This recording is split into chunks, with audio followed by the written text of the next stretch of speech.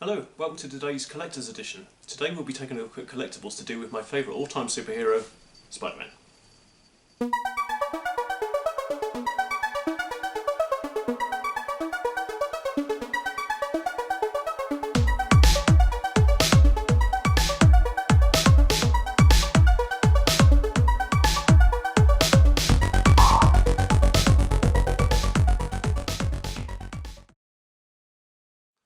Spider-Man is a character that has meant the world to me throughout my entire life. I started reading the comic books when I was around 5 or 6 years old, and I'm still reading them today. And over those years I've amassed quite a collection of Spider-Man memorabilia. I can't show it all to you today, but I'd like to show you a small portion. So let's have a closer look. Of course, any Spider-Man collection should start with the comic books themselves. This particular issue, Crisis on Campus, was released around the time of my birthday, so it's got a bit of a special meaning to me.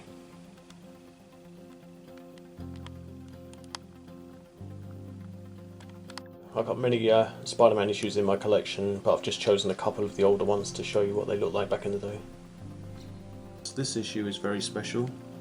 First sighting of the black suited Spider-Man, which led on to Venom, of course. And before anybody asks, yes, this is the original first issue, this is not the reprint. This is what I bought way back, I think it was around 1984. Condition. Yes. Spider-Man has been on television in many formats over the years. Most people remember this, the 1960s cartoon. This is a couple of volumes on DVD, of course, and it had that famous theme song, and no, I'm not going to sing it for you. This is closer to my era of Spider-Man on television in cartoon form, at least. This was Spider-Man and his amazing friends, where he teamed up with Iceman and Firestar, and they all lived in Aunt May's apartment. However, I feel that the greatest period for Spider-Man on TV as a cartoon was this, the 1994 series, which ran for 65 episodes. Now this toy meant the world to me, and I carried it everywhere with me as a child. It's the, I don't know how it's pronounced, I don't know if it's Mego or Mego Spider-Man 8-inch action figure. As you can see, this one is still in its box. The box is really tatty, unfortunately, but the figure itself is still in a fantastic condition. I'd love to get a better condition one, so if anybody knows where I can get a better condition version of this character, or this particular Mego 8-inch figure, please let me know in the comments. We'll take a look at the back of the box too. These are the other characters that were available. Let's just collect them all. As well as the 8-inch figure, Mego also produced this 12.5-inch figure, and I absolutely love this one. The box, unfortunately, as you can see, has got a bit of sun damage, but once again the figure inside is absolutely immaculate. These costumes used to tear, they used to snag, they used to get caught on anything, especially when you're playing with them, but he is in absolutely fantastic condition.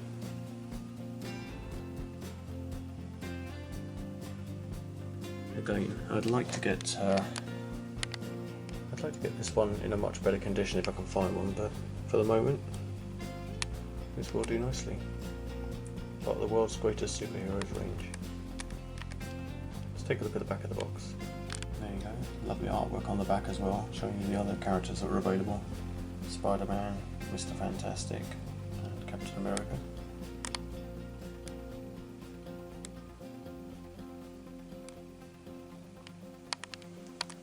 Some more illustrations of them on the side there. And yeah, it's just a little bit of a shame that it got sun damaged by who owned it before.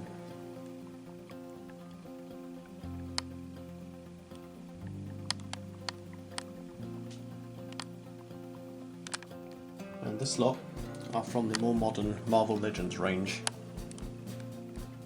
and in particular the Spider-Man No Way Home movie, which came out just recently.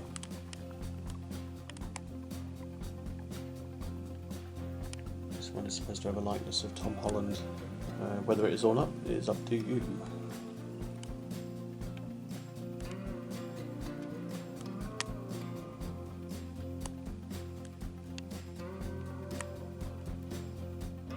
Another thing I've started collecting recently is these Spider-Man Steelbooks. This one, The Amazing Spider-Man, is my absolute favourite Spider-Man movie, starring Andrew Garfield. I actually think Andrew is the best representation of Spider-Man that we've had on screen so far. This next Steelbook is for The Amazing Spider-Man 2, and it has a picture of close-up of Spider-Man's eye on the front, and on the back, Spider-Man facing off against Electro. This next one is for Spider-Man Homecoming. It's got a nice lenticular magnet on the front. I don't know if you can see that or any movement in that at all, but here's a lenticular. What have we got on the back? Got a shot of the Vulture. So that's Spider-Man Homecoming. These next two are for the sequel, Spider-Man Far From Home. We've got a nice cast shot here. I think that's a lenticular again. And over here we have Spider-Man reflected in Mysterio's mask.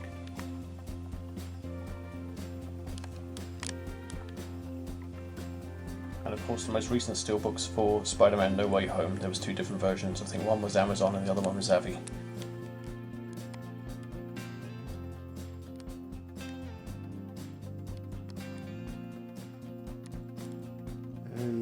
And although I know it's not Spider-Man, it is loosely connected, but I do love the artwork on this Venom, Let There Be Carnage.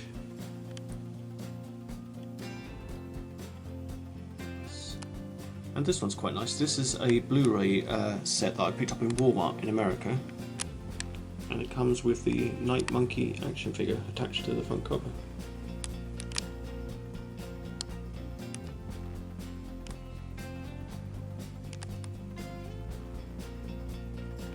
These were a bit of a fad a few years ago. This is the DVD set, the exclusive movie gift set I should say, for The Amazing Spider-Man, the first movie. And obviously you get the movie itself, but you also get this plastic mask case. They did a few of these. There was one for Iron Man, one for one of the Batman movies, and one for The Watchmen. Probably a few more, but those were the ones that I got. Over the years, I've been fortunate enough to have met some of the actors who have portrayed Spider-Man on the big screen, including Tobey Maguire, my favourite, Andrew Garfield, and of course the very first Spider-Man, Nicholas Hammond, who portrayed Spider-Man in the 1977-1978 movie. Now you might say this is taking things a little bit too far. Why on earth would I possibly want a pizza box? Well, why not? I mean, look at the artwork on it, it's absolutely fantastic.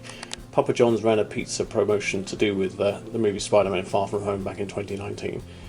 There was also a big promotion down in Waterloo Station, and there were some giveaways, so let's show you what they were. And we keep them inside the box. There was a Spider-Man Far From Home little ticket wallet to use on the train. There was this, although you can't see very well, a white Spider-Man Far From Home t-shirt. And there's an eye mask too. But if you're a big Spider-Man fan, it's really nice to have these kind of collectibles. On the same day of the pizza promotion, the Metro newspaper in London ran a special Spider-Man edition, as you can see here, World Wide Web. They've used Spidey's logo at the top there. We flip over the back. We've got MJ. Is there anything on the inside? Yeah, you got Mysterio on the inside. And Nick Fury on the other side.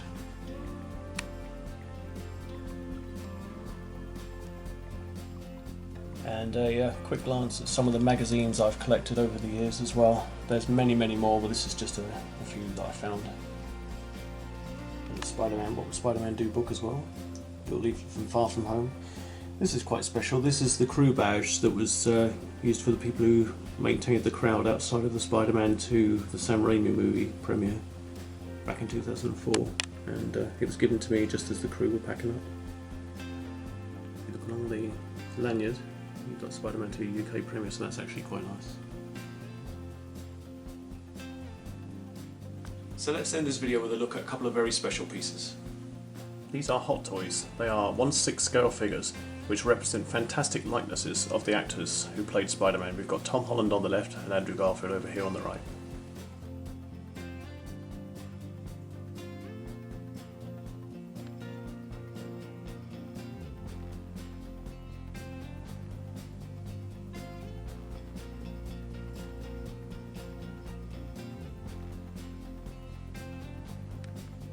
Over here with the deluxe Tom Holland figure you get a representation of the Vulture's mask from Homecoming. And I don't know if you can see this, but I've managed to get Andrew Garfield to actually sign my figure. I need to meet Tom and get that done on his too. I've brought this out into the light because I want you to get the absolute best look at it in the light. This is a full-scale reproduction of Andrew Garfield's mask from The Amazing Spider-Man 2. And yes, it is wearable.